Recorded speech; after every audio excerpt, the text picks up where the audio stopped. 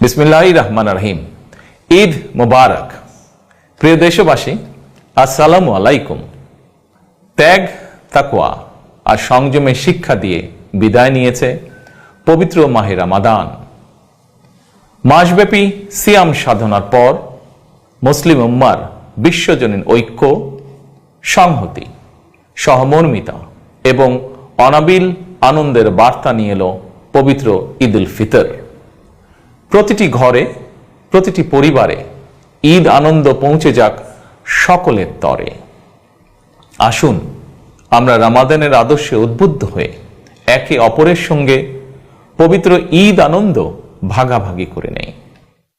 ঈদ উল ফিতর উপলক্ষে আমি প্রিয় দেশবাসীকে জানাই পবিত্র ঈদ উল ফিতরের শুভেচ্ছা। বাংলাদেশ সহ বিশ্ব মুসলিম উম্মার প্রতি জানাই আন্তরিক অভিনন্দন ও মোবারকবাদ। ঈদ মোবারক। আল্লাহ হাফেজ।